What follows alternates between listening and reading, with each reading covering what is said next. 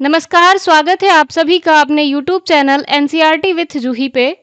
आज की क्लास में हम देखने वाले हैं आरआरबी ग्रुप डी के 10 फरवरी 2026 के सेकंड शिफ्ट में आए हुए विज्ञान के प्रश्नों को। आपको प्रश्नों के साथ-साथ उसका डिटेल्ड इन्फॉर्मेशन भी इस वीडियो में मिलेगा और ये प्रश्न आपकी आगामी परीक्षाएं रेलवे के कोई भी एग्जाम हो, SSC exam, RRB NTPC, RRB ALP के परीक्षाओं के लिए बहुत ही महत्वपूर्ण हैं। तो आप लोग ज़्यादा से ज़्यादा इस चैनल से जुड़ें और इसका लाभ लें। तो चलिए बिना कोई देरी किए हम लोग क्वेश्चन को शुरू करें। प्रश्न है कि I धारा वहन करने वाली एक परिनालिका के कारण उत्पन्न चुंबकीय क्षेत्र B है। यदि परिनालिका से प्रवाहित होने वाली धारा को आधा कर दिया जाए तो इस परिनालिका के कारण उत्पन्न चुंबकीय क्षेत्र कितना होगा? आपके विकल्प हैं B, 2B, B/2 या B/4। तो आपका सही जवाब हो जाएगा विकल्प सी, B/2। आइए समझते हैं कैसे। परिनालिका के भीतर चुंबकीय क्षेत्र धारा I के समानुपाती होता है। तो चुंबकीय क्षेत्र की तीव्रता का सूत्र क्या है? B = μNI, जहां N क्या है? प्रति इकाई लंबाई कुंडली की संख्या। यदि धारा को आधा कर दिया जाए तो चुंबकीय क्षेत्र भी आधा हो जाता है। ठीक है, तो अन्य प्राचलों जैसे कि N लंबाई माध्यम को समान रखने पर केवल धारा में परिवर्तन करने से B जो है सीधे उसी अनुपात में बदलता है। अगला प्रश्न, कौन सा प्रक्रम सर्वोत्तम रूप से इसकी व्याख्या करता है कि गर्म दिन के दौरान ठंडे गिलास के बाह्य पृष्ठ पर पानी की बूंदें कैसे बनती हैं? आप सभी ने देखा होगा कि जब हम गर्मी के टाइम पे अगर कोई भी गिलास लेते हैं और उसमें ठंडा पानी लेते हैं तो जो पानी है वो गिलास के बाहरी सतह पर आपको उसकी छोटी-छोटी बूंदें जो है कि देखने को मिलती हैं। तो ऐसा किस कारण होता है? वाष्पन के कारण, हिमीकरण, संघनन या ऊर्ध्वपातन? आपका सही जवाब है विकल्प सी, संघनन। ठंडे गिलास की बाहरी सतह का तापमान कमरे के वायु के ओस बिंदु से कम होता है। इस स्थिति में वायु में उपस्थित जलवाष्प ठंडी सतह के संपर्क में आकर द्रव को जल में परिवर्तित कर देता है। तो जलवाष्प से द्रव जल में परिवर्तन की प्रक्रिया को ही क्या कहते हैं? संघनन कहते हैं। ठीक है, कि द्रव से जल में परिवर्तित होने की प्रक्रिया क्या है? संघनन है। और जब द्रव का वाष्प में परिवर्तित होने की प्रक्रिया क्या होती है? वाष्पीकरण। तो संघनन क्या है? एक ऊष्माक्षेपी प्रक्रम है जिसमें ऊष्मा वायु से सतह की ओर प्रवाहित होती है। अगला प्रश्न देखें, चेक डैम का क्या अर्थ है? आपके विकल्प हैं केवल औद्योगिक जल आपूर्ति के लिए निर्मित बांध, नदियों के पास छोटी-छोटी झोपड़ियां, खेती के लिए अर्धचंद्राकार पहाड़ियां या बाढ़ग्रस्त अवनलिकाओं में मिट्टी या कंक्रीट की संरचनाएं। तो आपका सही जवाब है विकल्प डी। व्याख्या देखते हैं। चेक डैम का निर्माण छोटे-छोटे अवरोध बनाकर जल प्रवाह को नियंत्रित करने के लिए किया जाता है। आप यहाँ फिगर में देख सकते हैं, ये जो है यहाँ पे डैम बनाया गया है और ये संरचनाएं मुख्यतः बाढ़ग्रस्त अवनलिकाओं में मृदा, पत्थर या कंक्रीट से बनाई जाती है। चेक डैम भूजल पुनर्भरण, मृदा संचरण और सिंचाई की सुविधा में सहायक होते हैं और इनसे बाढ़ के प्रभाव में कमी आती है तथा जल का स्थानीय स्तर पर संरक्षण होता है। तो इसका मुख्य कार्य क्या है? जल को रोककर भूजल को पुनर्भरण करना, बाढ़ के प्रभाव को कम करना, मृदा अपरदन को रोकना तथा कृषि के लिए जल की उपलब्धता को बढ़ाना। अगला प्रश्न, एक बच्चा माता से X गुणसूत्र और पिता से Y गुणसूत्र लेकर जन्म लेता है। कौन सा कथन इस गुणसूत्र संयोजन के परिणाम का सटीक वर्णन करता है? आपका सही जवाब है विकल्प डी, वायु गुणसूत्र की उपस्थिति के कारण बच्चा जो है वो लड़का होगा। मनुष्य में लिंग गुणसूत्रों का संयोजन महिला में क्या होते हैं? XX और पुरुष में XY। माता केवल X गुणसूत्र प्रदान करती है जबकि पिता जो है X या वायु में से कोई भी एक प्रदान करते हैं। यदि शुक्राणु में वायु गुणसूत्र होता है तो वह अंडाणु में एक्स गुणसूत्र से मिल जाता है तो एक्स वायु संयोजन बनता है और बच्चा लड़का होता है। और वाई गुणसूत्र में उपस्थित SRY जीन पुरुष लक्षणों के विकास के लिए उत्तरदायी होता है। तो XX बना तो लड़की, XY बना तो लड़का। अगला प्रश्न, लेंस के निम्नलिखित में से किस भाग से गुजरने वाली किरण अविचलित निकलती है, यानी बिना विचलित हुए सीधी निकल जाती है? तो सही जवाब है आपका विकल्प डी, प्रकाशित केंद्र से। आइए समझते हैं। प्रकाशिक केंद्र से गुजरने वाली प्रकाश किरण बिना विचलित हुए सीधी निकलती है और पतले लेंस के लिए प्रकाशिक केंद्र से गुजरने वाली किरण की दिशा नहीं बदलती। उत्तल तथा अवतल दोनों प्रकार के लेंस में यह नियम समान रूप से लागू होता है और मुख्य फोकस से संबंधित किरणें अपवर्तन के बाद दिशा बदलती हैं, जबकि प्रकाशिक केंद्र से गुजरने वाली किरणें अविचलित रहती हैं। ठीक है, तो प्रकाशिक केंद्र क्या है? लेंस का वह बिंदु होता है जहां से गुजरने वाली प्रकाश किरण पतले लेंस में लगभग बिना किसी विचलन के सीधी निकल जाती है और यही कारण है कि रे डायग्राम बनते हैं। मतलब रे डायग्राम बनाते समय इस किरण का उपयोग सबसे अधिक किया जाता है। यह नियम उत्तल अवतल दोनों लेंसों पर लागू होता है। अगला प्रश्न है, अभिक्रियाशीलता श्रेणी में कौन सी धातु शीर्ष पर है? ये प्रश्न आपको लगातार शिफ्ट वाइज आपको देखने को मिल रहे हैं, तो इसको जरा ध्यान से देखिएगा। तो देखिए, इसमें सही जवाब है आपका विकल्प बी, सोडियम। आइए समझते हैं। ये है अभिक्रियाशीलता का क्रम। ऊपर की साइड जो है ये सभी क्या है? अधिक अभिक्रियाशील है। इसमें सबसे ऊपर कौन है? Na यानी कि सोडियम, और सबसे नीचे कौन है? Au यानी सोना। तो सोना की अभिक्रियाशीलता कम होती है और सोडियम की सबसे अधिक होती है। सोडियम अभिक्रियाशीलता श्रेणी में शीर्ष पर स्थित अत्यधिक अभिक्रियाशील धातु है। सोडियम जल के साथ तीव्र अभिक्रिया करके सोडियम हाइड्रोक्साइड तथा हाइड्रोजन गैस बनाता है और अत्यधिक अभिक्रियाशील होने के कारण सोडियम को मिट्टी के तेल में सुरक्षित रखा जाता है। सोना, चांदी और तांबा ये सभी क्या है? कम अभिक्रियाशील धातुएं होती हैं, इसलिए ये श्रेणी में नीचे पाए जाती हैं। देख सकते हैं सोना, चांदी, तांबा। अगला प्रश्न देखें। पौधों में लैंगिक प्रजनन का निम्नलिखित में से कौन सा लाभ है? आपका सही जवाब है विकल्प बी, यह आनुवांशिक विविधता वाले बीज पैदा करने में मदद करता है। आइए समझते हैं। लैंगिक प्रजनन में नर एवं मादा युग्मकों का संलयन होकर निषेचन होता है और वहीं से क्या बनता है? बीज बनते हैं। यह प्रक्रिया आनुवांशिक विविधता वाले बीज उत्पन्न करने में मदद करती है। आनुवांशिक विविधता पौधों को बदलते पर्यावरण में जीवित रहने और रोगों का सामना करने में सहायता करती है। लैंगिक प्रजनन फूलों में होता है, जड़ प्रणाली में नहीं। लैंगिक प्रजनन का अंतिम परिणाम क्या है? निषेचन होता है, जो बीज के बनने के लिए आवश्यक है। ठीक है, अगला प्रश्न देखें। असंतृप्त हाइड्रोकार्बन सामान्यतः कैसी ज्वाला उत्पन्न करते हैं? आपके विकल्प हैं कोई ज्वाला नहीं, स्वच्छ नीली ज्वाला, चमक के साथ श्वेत ज्वाला या काले धुएं के साथ पीली ज्वाला। तो सही जवाब है आपका उच्च तापमान के साथ। आपका सही जवाब है स्वच्छ नीली ज्वाला। आइए समझते हैं। जब हाइड्रोकार्बन का उच्च तापमान और पर्याप्त ऑक्सीजन की उपस्थिति में दहन होता है तो नीली अप्रकाशित लौ प्राप्त होती है। नीली लौ पूर्ण दहन का संकेत है जिसमें कार्बन डाइऑक्साइड और जल बनते हैं और यदि ऑक्सीजन की कमी होती है तो अपूर्ण दहन होता है, जिससे पीली प्रकाश वाली लौ एवं कालिक यानी कि सूखा कार्बन बनता है। अपूर्ण दहन हानिकारक गैस कार्बन मोनोऑक्साइड का निर्माण करता है जो कि बहुत ही विषैला होता है।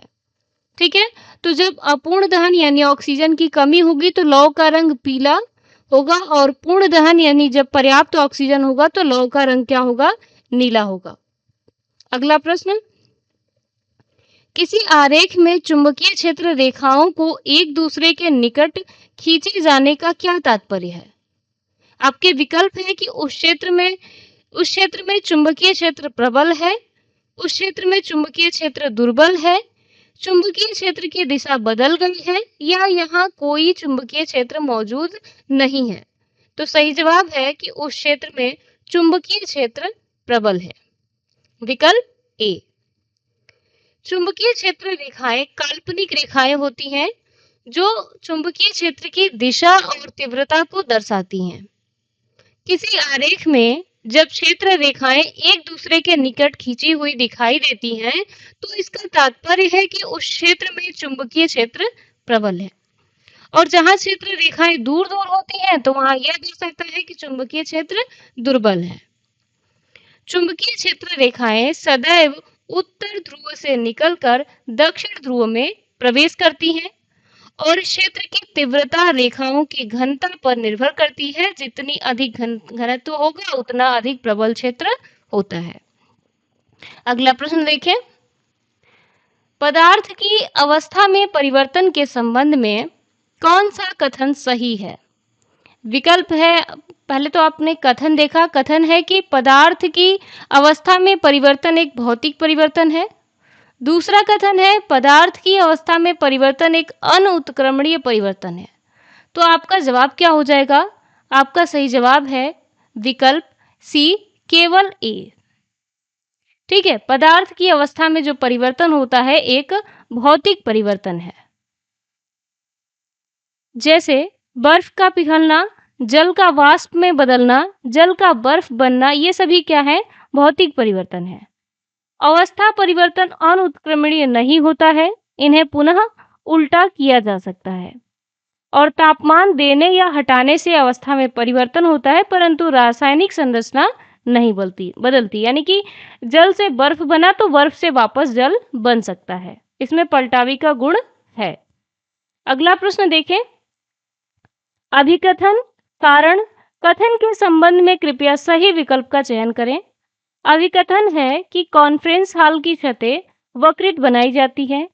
कारण, वक्रित छतें हॉल में ध्वनि को समान रूप से प्रसारित करने में सहायता करती हैं। तो आपका सही जवाब क्या हो जाएगा? अभिकथन और कारण दोनों ही क्या हैं? सत्य हैं। और यह सत्य विकल्प कौन सा है आपका? यह है आपका विकल्प बी।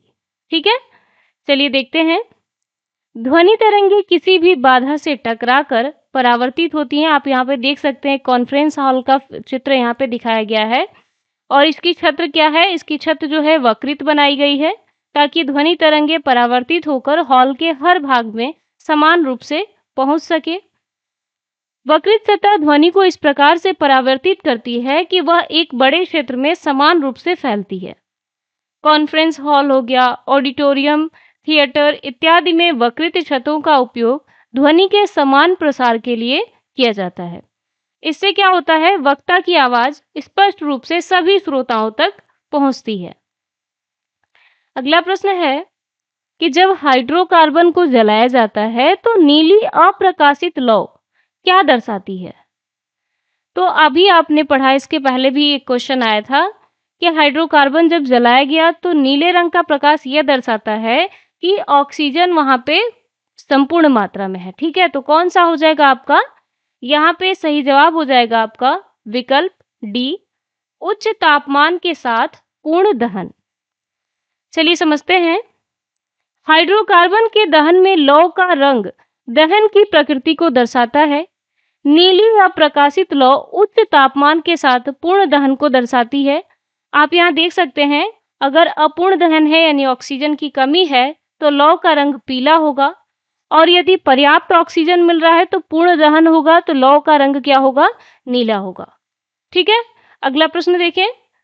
बोर के परमाणु मॉडल के अनुसार किसी कक्षा में इलेक्ट्रॉन जो है नाभिक के चारों ओर परिक्रमण कर सकते हैं। तो आपका सही जवाब क्या हो जाएगा? विकल्प बी, कुछ निश्चित वृत्तीय पथ जिन्हें विविक्त कक्षा कहा जाता है। आइए समझते हैं। बोर के परमाणु मॉडल 1913 के अनुसार इलेक्ट्रॉन जो है वो नाभिक के चारों ओर केवल कुछ निश्चित कक्षाओं में ही घूम सकते हैं। इन कक्षाओं को प्रधान क्वांटम संख्या द्वारा निर्धारित किया जाता है। प्रत्येक विविक्त कक्षा की उच्च ऊर्जा जो है वो निश्चित होती है तथा इलेक्ट्रॉन उस कक्षा में रहते हुए ऊर्जा का उत्सर्जन नहीं करते। एक विविक्त कक्षा से दूसरी कक्षा में जाने पर इलेक्ट्रॉन ऊर्जा का अवशोषण या उत्सर्जन करता है। अगला प्रश्न देखें कि जब कोई व्यक्ति किसी गर्म वस्तु को छूता है तो पेशियों की अनुक्रिया में देरी होती है। तंत्रिका ऊतक का कौन सा भाग सीधे तौर पर तंत्रिका आवेग को पेशियों तक पहुंचाने और त्वरित गति उत्पन्न करने के लिए जिम्मेदार होता है? सही जवाब है आपका विकल्प ए, तंत्रिकाक्ष। आइए समझते हैं कैसे। तंत्रिकाक्ष क्या होता है? वह लंबा रेशा होता है जो तंत्रिका आवेगों को कोशिका शरीर से दूर अन्य कोशिकाओं तक पहुंचाता है। तंत्रिका आवेग तंत्रिकाक्ष के माध्यम से मांसपेशियों या ग्रंथियों तक पहुंचते हैं, जिससे त्वरित गति या अनुक्रिया होती है। डेंड्राइट, इसका कार्य क्या है? आवेग को ग्रहण करना, उसे कोशिका शरीर तक पहुंचाना। और न्यूक्लियस यानी केंद्रक कोशिका के सभी कार्य को नियंत्रित करते हैं, लेकिन आवेग संचरण में इसका सीधा संबंध नहीं है। तो चलिए बढ़ते हैं अगले प्रश्न पे। 1974 में गढ़वाल हिमालय में हुआ चिपको आंदोलन का एक उदाहरण है। आपके विकल्प हैं शहरी बुनियादी ढांचे के विकास, खनन आधारित वन दोहन, सरकार के नेतृत्व में पुनर्वृक्षारोपण, समुदाय के नेतृत्व में वृक्षों के संरक्षण। तो आपका सही जवाब क्या होगा? चिपको आंदोलन का एक उदाहरण क्या है? तो आपका जवाब है समुदाय के नेतृत्व में वृक्षों के संरक्षण। चिपको आंदोलन जो है वो 1974 में गढ़वाल हिमालय उत्तराखंड में शुरू हुआ। इस आंदोलन का नेतृत्व सुंदरलाल बहुगुणा, चड्डी प्रसाद भुअड़ और गौरा देवी जैसे कार्यकर्ताओं ने किया। ग्रामीणों विशेषकर महिलाओं ने पेड़ों से चिपककर वनों की कटाई का विरोध किया। यह आंदोलन समुदाय के नेतृत्व में प्रकृति और पर्यावरण संरक्षण का प्रतीक है। आइए अगले प्रश्न पे बढ़ते हैं। कार्य के संबंध में निम्नलिखित में से कौन सा कथन असत्य है? कार्य धनात्मक, ऋणात्मक या शून्य हो सकता है। कार्य सभी बलों के लिए पथ स्वतंत्र राशि है। कार्य का मात्रक ऊर्जा के मात्रक के समान होता है। कार्य पारगमन में ऊर्जा है। तो सही जवाब क्या है आपका? कौन सा विकल्प असत्य है? तो बी विकल्प। आइए समझते हैं कैसे। कार्य की गणना बल और विस्थापन के बीच कोण पर निर्भर करती है। कार्य का सूत्र क्या होता है? Fs cos theta. इसलिए सभी बलों के लिए कार्य पथ स्वतंत्र राशि नहीं होता। कार्य धनात्मक, ऋणात्मक या शून्य हो सकता है। इसका मात्रक जूल होता है जो ऊर्जा के मात्रक के समान है। कार्य ऊर्जा का एक रूप है, अर्थात कार्य जो है पारगमन में ऊर्जा होती है। अगला प्रश्न, कार्बन के किस गुणधर्म के कारण वह स्वयं और अन्य तत्वों के साथ आबंध बनाकर बड़ी संख्या में यौगिक बनाता है? आपका विकल्प है समायवता, श्रृंखलन, चतुसंयोजकता या दहन। तो सही जवाब है आपका विकल्प बी, श्रृंखलन। कार्बन में श्रृंखलन का अद्वितीय गुण होता है, जिससे कि वह स्वयं से आबंध बनाकर एक लंबी श्रृंखलाएं बनाता है। कार्बन जो है वो चतुसंयोजक होता है, अर्थात वह 4 सहसंयोजक आबंध बना सकता है। कार्बन मजबूत सहसंयोजक आबंध बनाता है जो स्थिर और टिकाऊ होते हैं। कार्बन लंबी शाखित एवं चक्रीय संरचनाएं बना सकता है, जिससे अनेक यौगिक बनते हैं। ठीक है, तो देखिए वो सीधी श्रृंखला बना सकता है, शाखित श्रृंखला बना सकता है तथा चक्रीय संरचना भी बना सकता है। अगला प्रश्न देखें कि निम्नलिखित में से कौन सा कथन द्रव्यमान और जड़त्व के बीच संबंध का सही तरीके से वर्णन करता है? विकल्प है द्रव्यमान जड़त्व से स्वतंत्र होता है। दूसरा विकल्प है द्रव्यमान जड़त्व के व्युत्क्रमानुपाती होता है। और तीसरा है द्रव्यमान जड़त्व के वर्ग के अनुक्रमानुपाती होता है। चौथा विकल्प दिया गया है कि द्रव्यमान जड़त्व के अनुक्रमानुपाती होता है। तो आपका सही जवाब हो जाएगा विकल्प डी कि द्रव्यमान जो है वो जड़त्व के अनुक्रमानुपाती होता है। आइए समझते हैं सबसे पहले कि जड़त्व क्या है।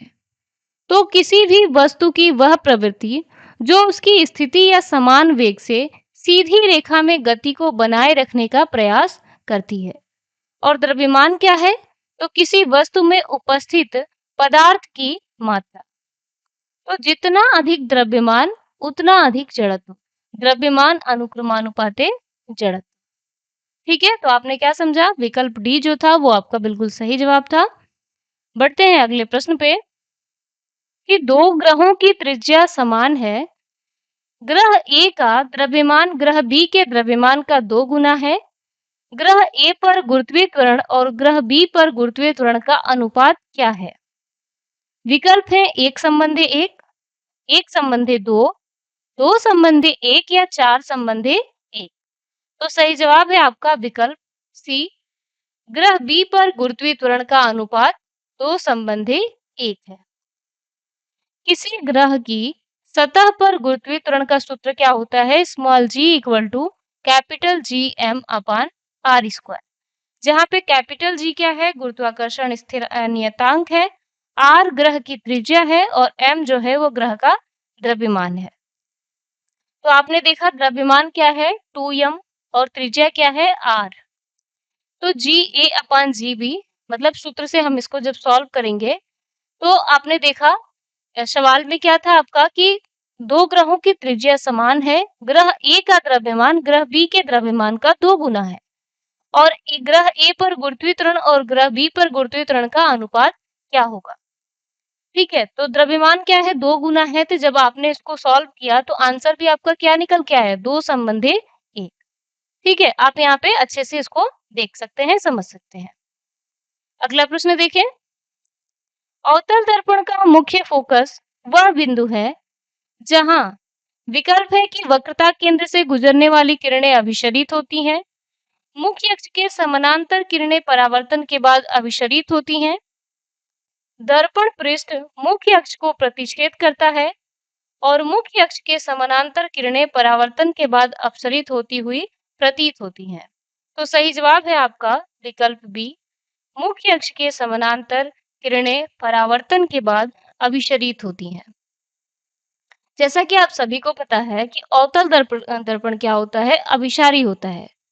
तो मुख्य अक्ष के समानांतर आने वाली किरणें परावर्तन के बाद मुख्य फोकस पर मिलती हैं। ठीक है, और वक्रता केंद्र से होकर जाने वाली किरणें अपने पथ पर ही वापस लौट जाती हैं।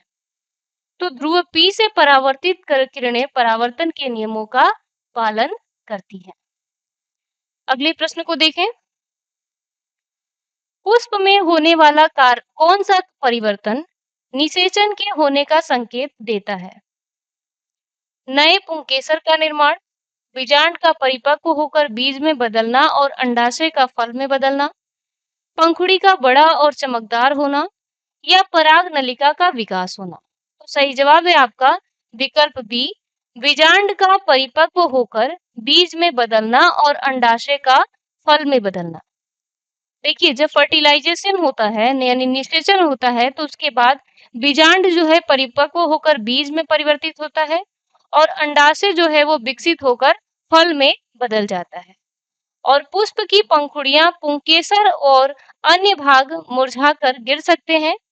बीज के अंदर भ्रूण विकसित होता है और संग्रहित भोजन एकत्रित होता है। अगला प्रश्न देखें कि एक कार का वेग समय ग्राफ 40 किलोमीटर प्रति घंटा पर एक अक्ष के समानांतर एक सरल रेखा है। t इक्वल टू 0 है से लेकर t इक्वल टू 3 घंटे तक ग्राफ और समय अक्ष के बीच परिबद्ध क्षेत्रफल क्या निरूपित करेगा? तो सही जवाब है आपका विकल्प बी। 3 घंटे में कार का विस्थापन। समझते हैं कैसे। वेग समय ग्राफ में ग्राफ और समय अक्ष के बीच परिबद्ध क्षेत्रफल विस्थापन को निरूपित करता है। यदि वेग धनात्मक और नियत हो तो परिबद्ध क्षेत्रफल चाल गुणे समय बराबर विस्थापन। तो वेग समय ग्राफ में समय अक्ष के समानांतर समय अक्ष के ऊपर का क्षेत्रफल धनात्मक और विस्थापन को तथा नीचे का क्षेत्रफल ऋणात्मक विस्थापन को निरूपित करता है। इस प्रश्न में आपने देखा 40 किलोमीटर प्रति घंटा क्या है, नियत है, इसलिए विस्थापन क्या होगा 40 गुणे 3 यानी 120 किलोमीटर। ठीक है, तो 3 घंटे में यह जो है कि कार का विस्थापन प्रदर्शित करेगा। अगला प्रश्न देखें, मानव पाचन तंत्र में क्रमाकुंचन गतियों की क्या भूमिका होती है? रक्त में पोषक तत्वों को अवशोषित करना, भोजन को पाचन पथ में आगे की ओर ढकेलना, पाचक एंजाइम का उत्पादन करना, अमाशय में प्रोटीन का पाचन करना। सही जवाब है विकल्प बी, भोजन को पाचन पथ में आगे की ओर धकेलना। तो जो क्रमाकुंचन गतियां होती हैं अन्न नलिका, ग्रास नली, छोटी आंत एवं बड़ी आंत में पाई जाती हैं।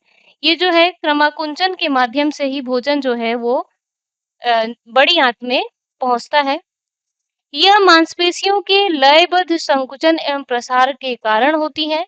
इनकी सहायता से भोजन को पाचन पथ में आगे की ओर धकेला जाता है। यह प्रक्रिया अनैच्छिक होती है। ठीक है, अगला प्रश्न देखें। नीचे दिए गए दो कथनों को देखिए और सही विकल्प को चुनिए। कथन ए है कि ब्लीचिंग पाउडर सूखे बूझे चूने पर क्लोरीन की क्रिया द्वारा निर्मित होता है। दूसरा है कि इसका रासायनिक सूत्र CaOCl2 है। तो इसका सही जवाब क्या हो जाएगा आपका विकल्प डी। कथन ए गलत, लेकिन कथन बी जो है वो सही है। ब्लीचिंग पाउडर को क्लोरीन गैस की क्रिया जो है कि स्लैक्ड लाइम यानी सूखे बुझे चूने CaOS पर कराई जाती है। यह एक मिश्रित यौगिक है जिसमें कैल्शियम ऑक्सीक्लोराइड और कैल्शियम क्लोराइड उपस्थित होते हैं। ब्लीचिंग पाउडर का उपयोग जल के शोधन, वस्त्र की सफेदी तथा रोगाणुनाशक के रूप में किया जाता है। और ब्लीचिंग पाउडर जो है नमी एवं वायु के संपर्क में से धीरे धीरे अपघटित होता है और क्लोरीन गैस छोड़ता है। तो कथन बी क्या था, ये जो है ब्लीचिंग पाउडर का रासायनिक सूत्र क्या होता है CaOCl2। ये बिल्कुल सही है। अगला प्रश्न, कोशिका के कोशिका द्रव्य के संबंध में उस कथन का चयन करें जो कि गलत है। विकल्प है कि कोशिका द्रव्य में अनेक कोशिका अंगक होते हैं।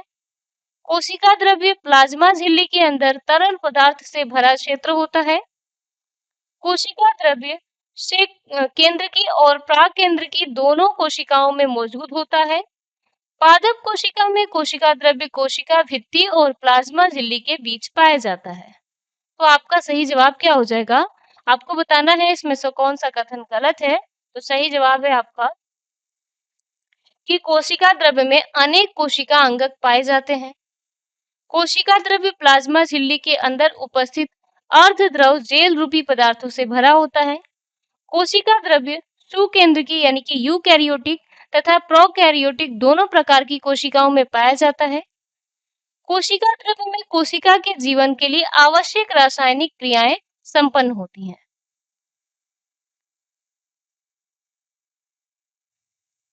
उम्मीद है आपको ये वीडियो अच्छा लगा होगा। यदि वीडियो पसंद आए तो प्लीज चैनल को सब्सक्राइब तथा वीडियो को लाइक और अपने दोस्तों के साथ शेयर करना बिल्कुल ना भूलें। मिलते हैं अगले वीडियो में एक नए टॉपिक के साथ। धन्यवाद।